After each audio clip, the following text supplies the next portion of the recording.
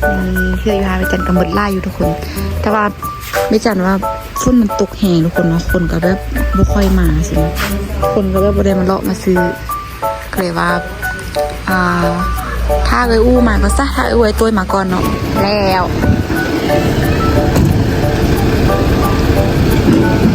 เบิ่ง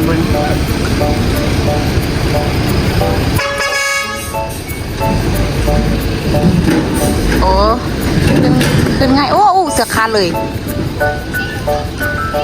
สบายดีเด้อทุกคนสบายดีกันตอนเช้าเบิ่งทุกคนก็เจ้าเริ่มมาเฮ็ดทางเข้ามาทางในบ้านแล้วมื้อนี้เฮาบ่ได้ไปกรีดยางทุกคนเนาะแต่ว่า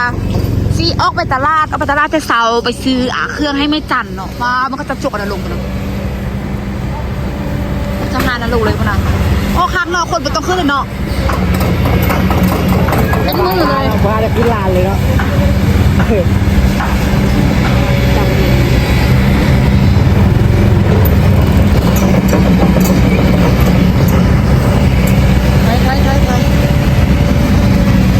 เขาจะมาหัวมาแล้วหมดทุกคนเพราะว่าใครที่แบบดนมาสิเขาเจ้าได้เฮ็ดไปแล้วเขาจะสู้ไปเลยเด้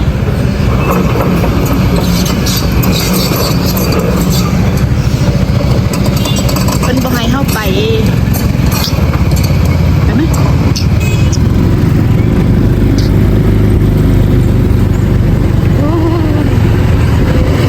อะไรเกิดมาเบิ่งแม่นี่คักเลยดินะนี่หัวแถวนี้ก็ได้มาตัวนี้โอ้ยับไม่แล้วเนาะยับไม่ละเกือบมันก็ดีอะไรซุ่มออกมาเอาเฮ็ดลัดกันออกไปป่ะพวกเดี๋ยวไปเนาะพวกป้าพวกอะไรเนาะเชี่ยที่หมดเนาะตัวนี้เป็นรองเลยลองกันใช่เหรอลองไปนะลงไปทุกคนคักทุกคนห่างกวงเดียวเดี๋ยวขี้อ้อมทางนอดีเป็นนาท่ายให้เบิ่งอีกเพราะว่าตัวที่เขาจะเฮ็ดมามือวานนี้ฮะนะเดี๋ยวแถวนี้เขาจะกลัวไปหมดละพากินข้าวกินน้ำละอันนั้นทุกคนเพราะว่าอู้กับไปตัวเพิ่นแบบวายุไล่มือขนาดวายุไล่มือกันเลยว่ามาจันไปซื้อเครื่องกับตอนเลยปิดห้างไปกันยากสินะฝนตกทุกคนเอ้ยใครจะปั้นข้าวก่อนฝนตกเมื่อวานนี้ฮอนเมื่อคืนนี้ว่าสิลูกมากินยากว่าตีสอบแม่เรียกไปโลกมาเลยก็ไปกันที่โลกกันที่ไหนทางกับกว้างอ่ะดูยากโอ้อันเขาจะจกลองกันห้องน้ำอยู่ไหนลองห้องน้ำยืดเย่ไปเลยไหนนอนนี่ก็ดิ้นท่อมอีนอนนี่เนาะพ่อบางหัวเขาจะทึกหัวเลยเจ้าข้อเลยมาแปลงเอาอีกไม่เล่นหัวเหือนเนาะเราอนามัยมาเอานั้นโอ้เพราะว่าบางคนเขาจะไปยังคายเวียงยังประทานมาเอาโอ้คนยังประทานมาย้ายหัวย้ายหางตัวนี้ก็พอดีจุหน้าเลย8 เม็ดโอ้ทุกคนกลัวขนาดนั้นเขาจะเอาต้นไม้ใหญ่ๆนะเนี่ยขัดต้นอันที่ลงมันต้องช่วยมันพูดอีกอันนี้จะพอลงหมดเลยแม่ตัวนี้เนี่ยเขาจะเอาลง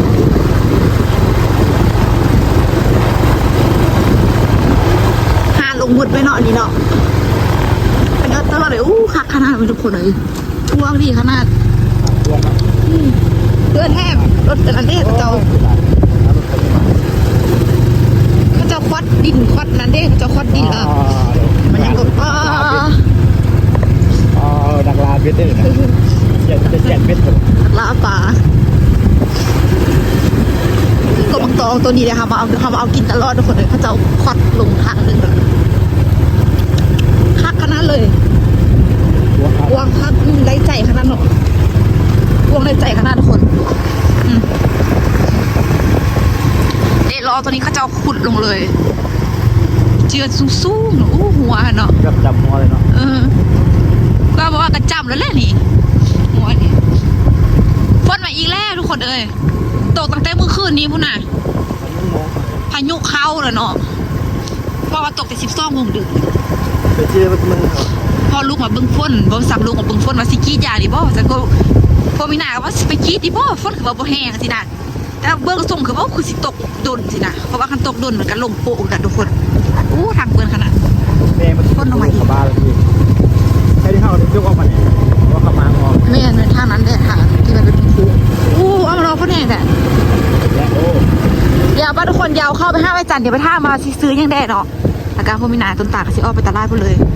ไปนี่เพื่ออยู่ห้าไปจันกับหมดไล่อยู่ทุกคน แต่ว่าไม่จันว่าฝนมันตกแห้งทุกคนเนาะคนก็แบบบ่ค่อยมาสินะคนก็แบบบ่ได้มาเลาะมาซื้อก็เลยว่า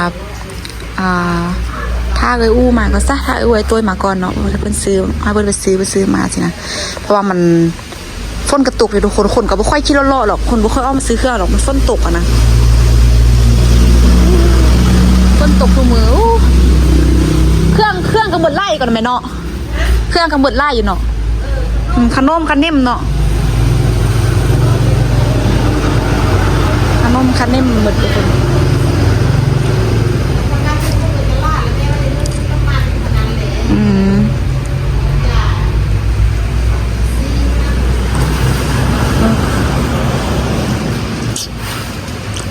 ฝนตกเลยว่าไม่กันว่าย่าซะถ้าอู้กับไอ้ต้วยมาก่อนเพราะเอาโต้กันน่าจะไกลจะมาแล้วมืดดึงออกบริออกมาหานบริออกมาลิ้นพีช่องซ่ามือทุกคนนั้นมีแต่มาแวะซื้อแล้วก็ไปสินะมีแต่มาแวะเอาเครื่องแล้วก็ไปเพราะว่าช่วงนี้ขาดกิจยาแล้วกับเกี่ยวข้าวเกี่ยวน้ำทุกคนเนาะสุดสิแล้วกันช่องซ่ามือเรียบร้อยละวันนี้น้ำหนึ่งไฟกระดับทุกคนเอ้ยฝนตกไฟดับฝนกระตกไฟกระดับนี่น้ำมันไม่จันหมดเกลี้ยงเลยมันหมดเกลี้ยงเลยมันเป็นยาทานายางทุกคนวางได้เต็มโอ้ยขอยเบิ้งว่าตกทุกคนมารถคันนี้ ขึ้นบ่ได้เลยว่าอันจะข้อมาแล้วว่ายักนอนแหงว่าสัตว์ลาวะเอาลงหันมาดีคือมื้ออื่นเสาร์จะขึ้นใดขึ้นบ่ได้ซ้ำทุกคนดูนะมันยกก็เลยเนาะดึงก็ดึงบ่ได้ทุกคนนอกจากดึงกับลังนี่นะวันคางกระเด้ออยู่นี่เลยขึ้นก็ขึ้นบ่ได้พัดฝนมาตกอีกมื่นอีทุกคนเพราะว่ามันเป็นห้องระบายน้ำในตัวนั้นนะฝนนี่ตกไม่ทุกคนแต่ว่าน่าจะตกหมดมือเลยมือนี้นะเป็นแบบมันตกกับแบบบ่ได้ตกแห้งอะนะตกธรรมดาเนาะตกเงียบในหนึ่งสินะมาสิลูกมาขี้จาแต่ตีซ่องนะลูกมาแล้วว่าฝนเงียบอยู่ดีแต่ตัดสินใจดีแต่แบบโบมาทุกคนเนาะเพราะว่าเขาจะมาพายุเข้าที่78นะก็เลยว่าโอ้ยยาเถาะโอกี้ดอกยานฝนสินะตื่นเช้ามาไม่ได้แท้คนมอง7 โมงปลายเนาะฝนพักแห้งหาเมื่อกี้นี่แบบตายเมื่อยเลยเมื่อยฟรีเลยทุกคนนั่งลิ้นน้ำไม่จันจังไม่ทุกคนเนาะแล้วก็จังไปเลาะเฮ็ดแนวอื่นฝากเครื่องน่าจะบ่ได้ไปซื้อละบางไล่เติมเนาะจะไล่ขนมหมดทุกคนหมดไล่กันเป็นขนมน้ำสิเนาะเครื่องดื่มสินะมาดึงทุกคนน่าจะจานรถเขาจะมาดึงเนาะไม่อยากว่าน่าจะดึงทางล่างไปเอาคือรถไล่ขันเนี่ยโอ้รถดุดนะ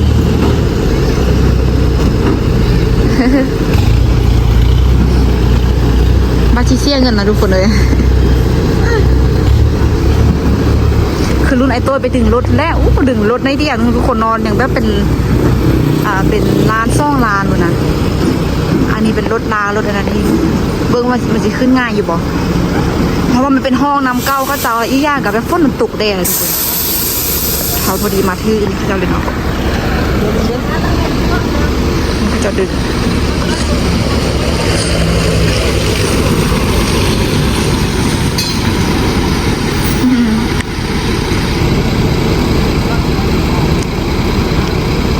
รถที่เที่ยวบาร์นี่อยู่บนรถก็เจ้าเกียร์รถจุก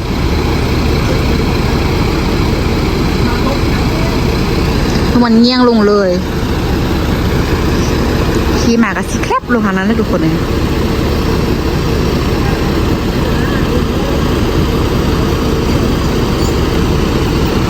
ถ้าเอาเบอร์เขาจะบัดรถบัดนาง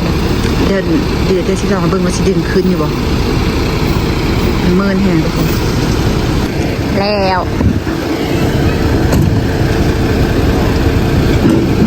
เบิ่ง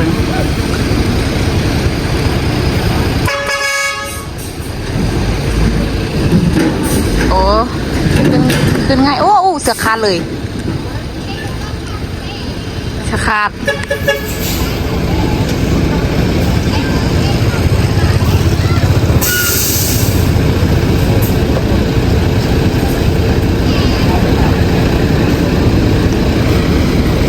เสื้อคาดปุ๊ดเลยโอ้ยพี่เจ้ามาซื้อเครื่องเจ้ามาซื้อเครื่อง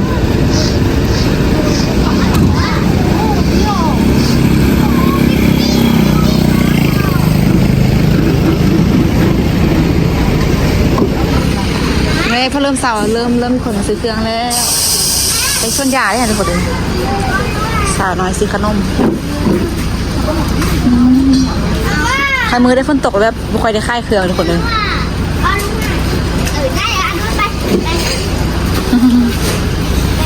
พุ่นเอาไปพุ่น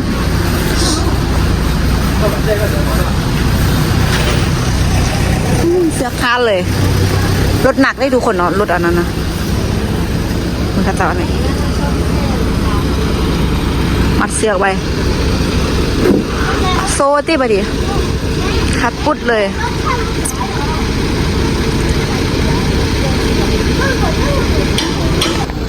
ใช่เลยวันนี้โซ่เหล็กคน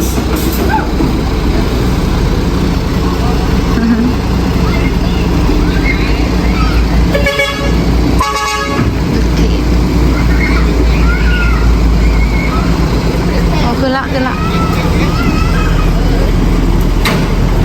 บัสสิขึ้นเนาะขึ้นง่ายขนาด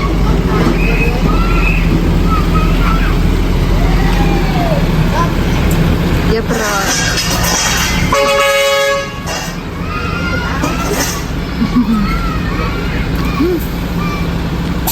ทุกคนเบิ่ง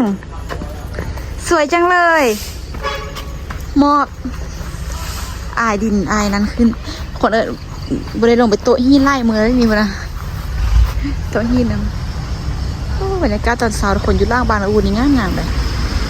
มาเบิ่งผักในจันทร์สินดอกนี่งามแต่ปัญญาไล่ป้าดันนั้นหูแล้วอันน้ำฟูกอันนั้นมือท่านน่ะวินาคิดว่าแม่อันนะทุกคนคิดว่าแม่อันมักทั่วมันหันว่าแม่เนาะผักปังยอดผักปังที่เลยอันซื้อกับปอมมาปลูกออกมาคดีทุกคนงามแท้เนี่ยมากในแกงผักปังเลยนะคำงามมีนะคิดว่าเป็นอันมักทั่วมักแต่งสนอกมักผักปังนี่บ้านมันขึ้นมาใหญ่แล้วจังโหว่าเป็นอันพวกคำงามทุกคนใส่ซุ้มหนึ่ง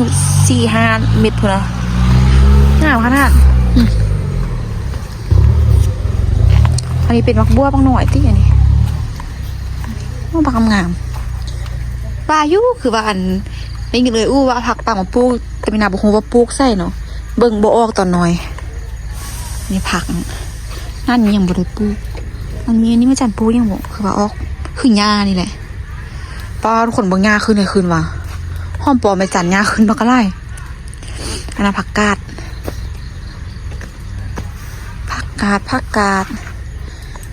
ผักบงก็ขึ้นผักงามมึงหอมบัวแต่ว่าหญ้าขึ้นไร่แหงทุกคนตอนใดมาหลกหญ้าค่ะสารมันบริกินเนาะหญ้าขึ้นไร่แหง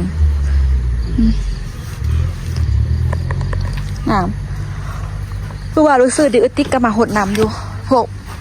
ต้นต่างบะไรมาหด2-3 มือแล้วเพราะว่าขากูเข้าปั้นเข้าคนเมื่อวานนี้กะโซชิคนเข้าคนน้ำแล้วกะ5 โมงคนที่5 โมงจะได้สีเดียวออกไปละเพราะว่าน่าจะบริไปซื้อเครื่องให้แม่จันมาท่าตัวมาก่อนเพราะว่าฝนตกเลยมาชิ้นยุ่งยากค่ะทุกคนเลยนั่นรุ่มก็คือแม่จันบริลงมานอนเลยทุกคนมีแต่มาอนามมอกน้ำใหม่ตอนเช้าเนาะแล้วก็ล็อกเฮือนไว้สินะปวดเบามาไปซื้อเครื่องให้แม่จันน้อยนึงทุกคนว่าสิพากันมาซื้อน้ำมันแล้วแต่ว่าไฟดับลืมว่าไฟดับพี่หันคิดว่าดับอยู่แต่ในบ้านเนาะแต่ว่าเอามาทางนอกพี่กระดับคือกันทุกคนคิดว่าดับในทางบ้านทางรองศาสตร์ทางอันพุ่นม่วงพุ่นสินดอกสุดท้ายข้าเจ้ายูพีกับไปซอกซื้อน้ำมันทางบ้านพุ่นเพราะว่าไฟมันดับแล้วจอยว่าทุกคนอุตส่าห์เอากระตุกเอายังมาเลยว่าซื้อยายยังไงนึงพอให้ไม่จัดไปค่ายเนาะ น้ำมันก็น่าจะโจไว้ก่อน เพราะว่าข้าเจ้าก็บ่มีไฟทุกคนเนาะซื้อยาสูบแล้วกันน้ำบ้านให้แม่จันพี่นาก็มาซื้อน้ำบ้านซ่องซ่ามือทุกคนเลยปิดทานทุกมือ บ่มีวะ เมื่ออยู่ทหารใหม่ทุกคนมาเหือนแล้วทุกคนพี่พร้อมสักมางรถ เนี่ยร้านรถเขาขี่รถไปแล้ว เชื่อเลย คือ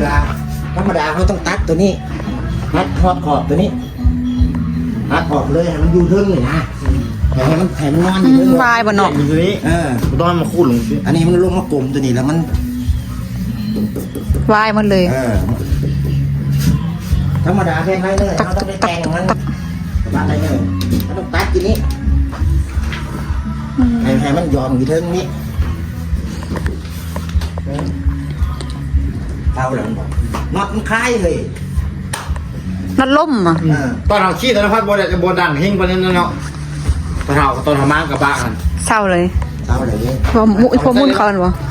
อันนี้คือไหมเลย เอามันบ่ถึงอย่างนี้ เนาะอันนี้ปกตลอดเนาะ บริเวณที่เลยนะ เดี๋ยวทุกคนทุกลง ทำไมก็ไม่ อย่าปล่อยมั้ง เดี๋ยวปัดทุกคน เรื่องนี้ทำมาสร้างเครียดยุ่งไปแล้วครับเอาเรื่องคิดก่อนแล้วเด้อ บอก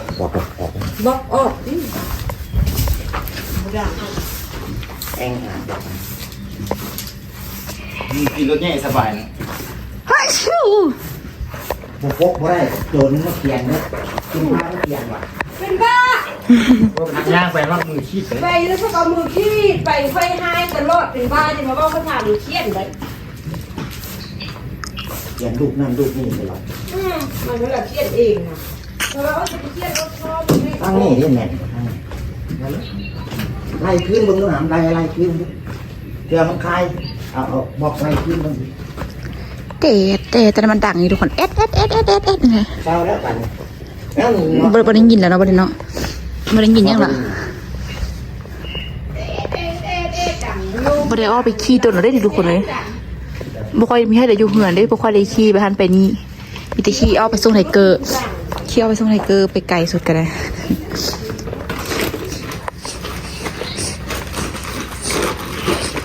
ไล่เซ็กบึง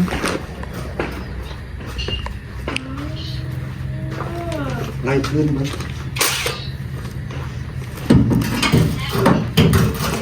ละเอียดเอ้ย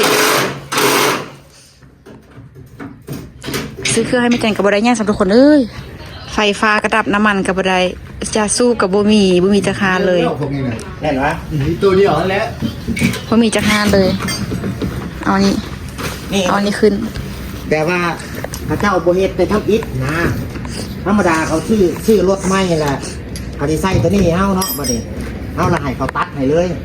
อืม เขาโบเฮ็ดไปทำอิฐเอาในตัวเราห้อยบาท น้องเขาคืนไทเกอร์ไปยืนบนรถแถวไทเกอร์นะ คือแตกได้แต่คนอื่นพวกไม้แง่มันขับลมขับปัดเอาขึ้นเลย ลูกอะไรเดียวพื้นเนาะ เขาจะปัด ลมขับปัดเอาขึ้นหมดบักคักกงไม้ก็อันนี้กงมันป่ากงขีมหัวมันขับลมเอาขึ้นหมดเลยคักขนาด เอารถกอกลง ยกเอาว่าอันโดนจะป่า ย่างเขาจะให้ทานนี้ก่อน ตัวนั้นใครทั้ง ให้รักบาลเท่านี้ออกไปนะ เพราะ ต้นมะม่วงเขาจะเกาะลงหมดเพราะไม่เอ็นก็จะได้เกาะแล้วน่าจะเกาะบาลำใหญ่ฮะ ก็ลงพอดีเพราะมันคุมทางเขาเอง เขาไม่เอ็นก็ได้เกาะอยู่แล้วให้เกาะได้นั้นลงมัน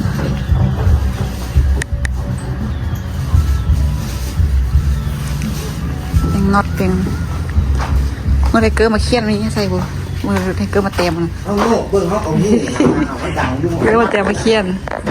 เจอรถไอ้ตัวเนาะเคี่ยนใส่ล้างรถเด้อวันนี้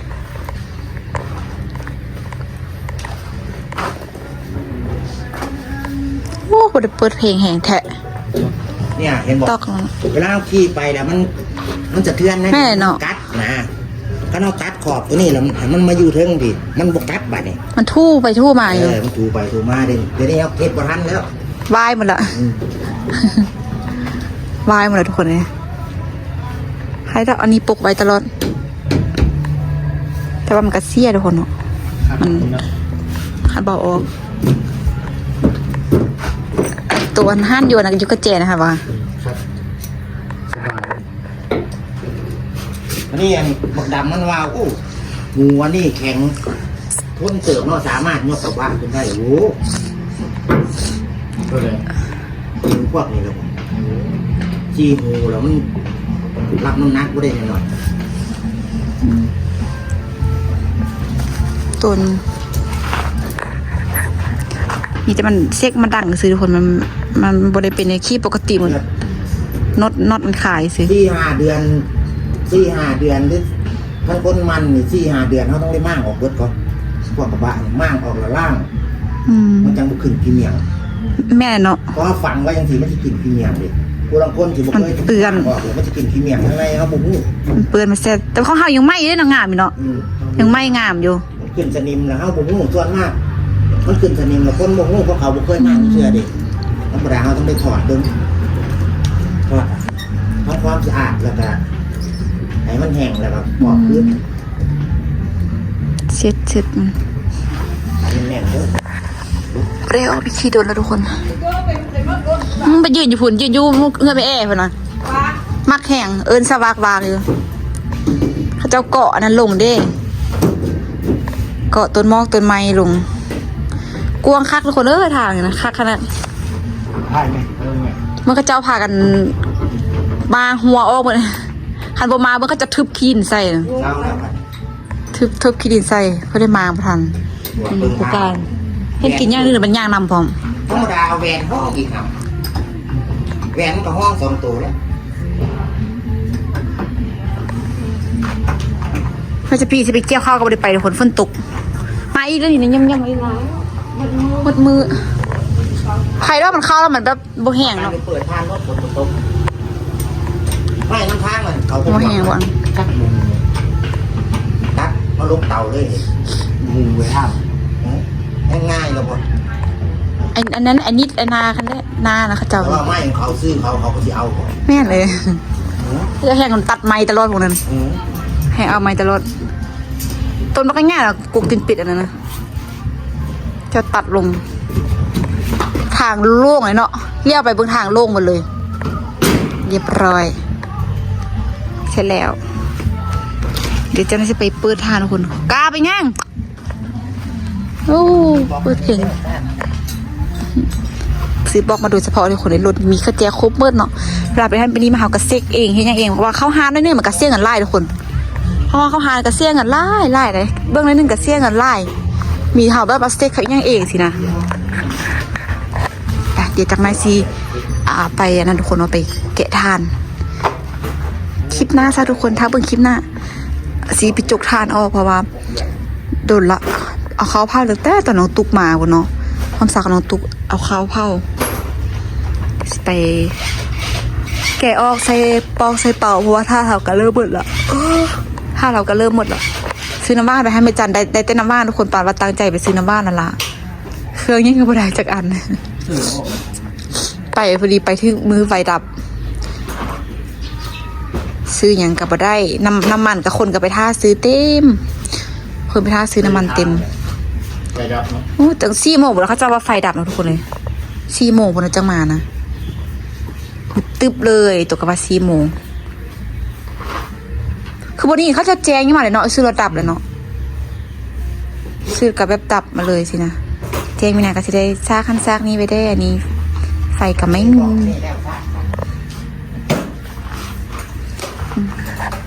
โดนซิกขึ้นทุกคนมีท่านได้ยินท่านอย่างนี้เลยกับซิกปึงแต่พวกมีแล้ววันนี้นะมีแต่เสียกแร่ทางล่างนี่แหละลอยหมดละ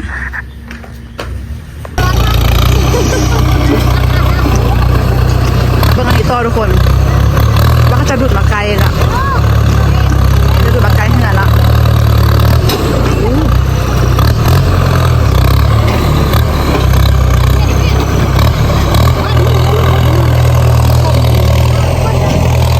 หัวข้างทางเราฝน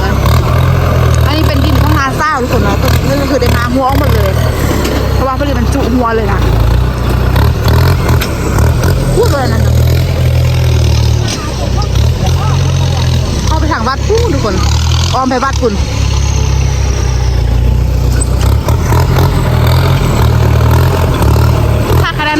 เลย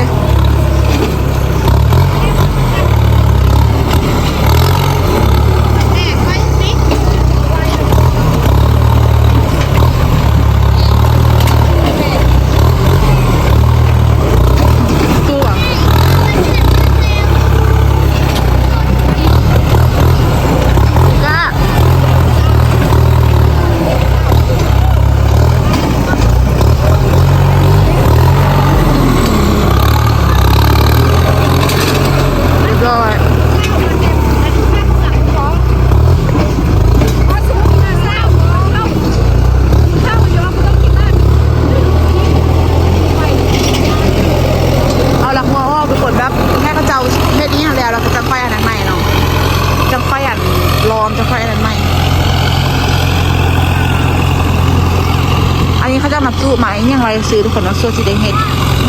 ก็สิได้ลาดยางตัวนี้เขาจำนี่เลยมันในกล่องก้อนนี่เนาะ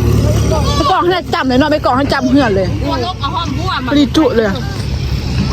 โอ้มันไปชื่อเดิมมัน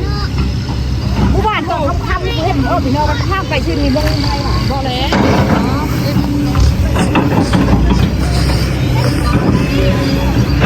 ไปบริจาคส่วน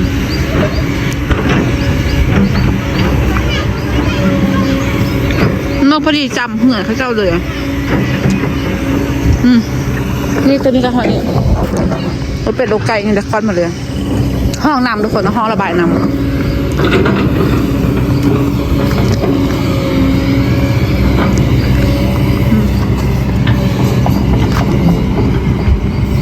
พอดีจำนะเหื่อนปั๊บเลยห้องบัวน่ะจะเสียดายแท้พอดีเขาจะจบทื้อได้ทุกคนครับว่าพอดีเขาจะสู้ทื้อได้ค่ะว่าเขาจะสู้ไปค่ะนะโอกาสมาบังรถจกว่ะลูก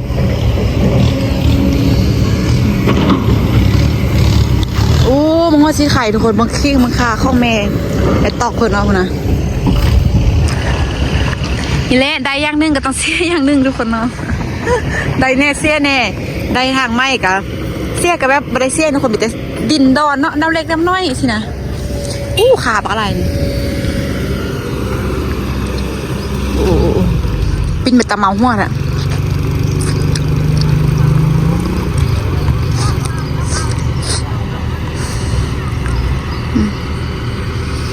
น่าจะท่าจะคล้องเพิ่นมาเนี่ยทุกคนเนาะถ้าจะคล้องเพิ่นมาเอาห้องบอกออกจะได้สู้ไปเลยในพวกนี้ได้สู้ไปเมื่อทุกคนทางนี้นะว่าพอดีจำนี่เลยนี่หัวตัวนี้กะความจริงยิ่งรอไม่ได้หัวตัวนี้ทุกคนแต่ว่าตัวนี้เขาจะหยับเข้าเนาะเขาจะหยับแปลงหัวไม่เลย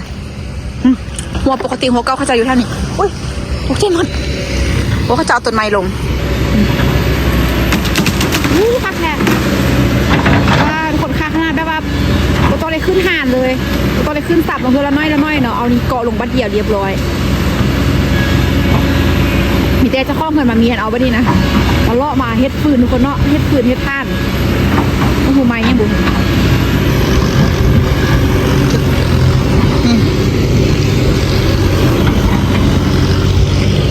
สู้มันละ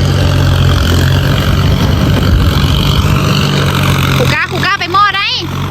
มาพี่มาพี่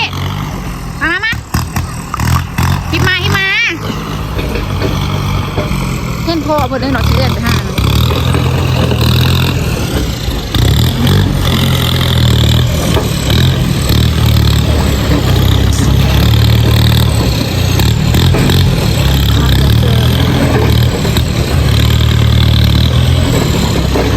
สู้แล้วกับไปทางวัดคนเอาตัวนี้ให้กับคนนี้มีแต่รถสู้กับรถจกเนาะเขาจะค่อยสู้ค่อยจกไปพี่นาว่าน่าจะประมาณระดับเดือนนึงบ่ทุกคนน้องสิดากำลังขึ้นส่วนสิแล้วทุกคนแบบไม่ถึงแบบรัดอย่างค่ะนะน่าจะระดับเดือนนึงนี่ก็น่าจะแล้วตี้แต่ว่าสู้ดินแปลงรอบแปลงดินนี้นี่กันน่าจะประมาณอาทิตย์เนาะทุกคนอาทิตย์นึงอาทิตย์ป่ายก็น่าจะแล้วละ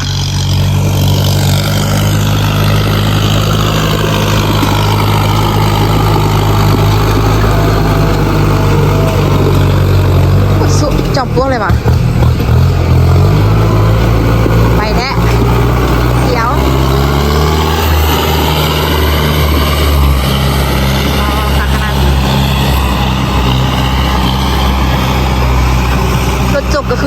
ดินจกต้นไม้คนน้องงัดต้นไม้ลงรถดุดก็คือสวนว่ายุ่มีนายคิวคิมินคิวอยู่คิมินบ้ากำงาม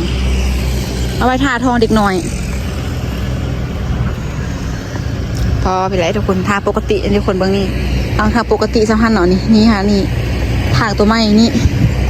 ฮอดไม้แดงๆนี่ฮอดปูนคันท่าว่าสูตรไปทางฟ้าเหือนพัวมีนานกะ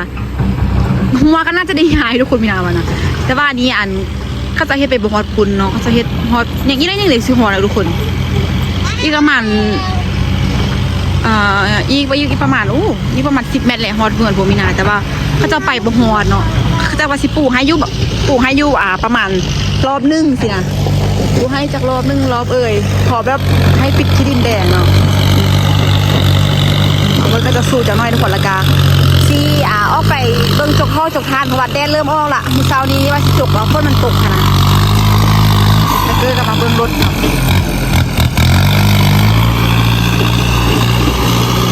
แต่ว่าตั้งแต่อย่างแบบที่เขาจะเริ่มสู้ทุกคนเนาะอย่างบ่ทันอันนั้นมันก็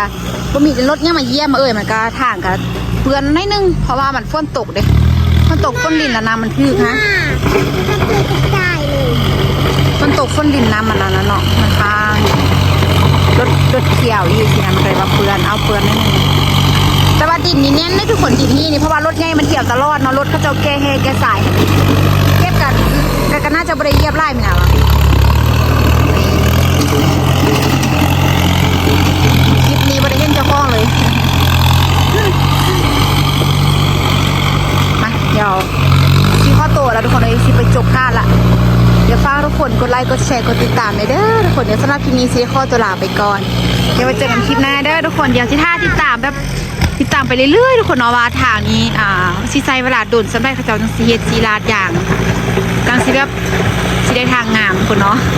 เวลาออกหนาแบบจังซีแบบบ่เปื้อนขนาดยำข้นยำเลยโอเคบ๊ายบายเจอกันคลิปหน้าเด้อสบายดี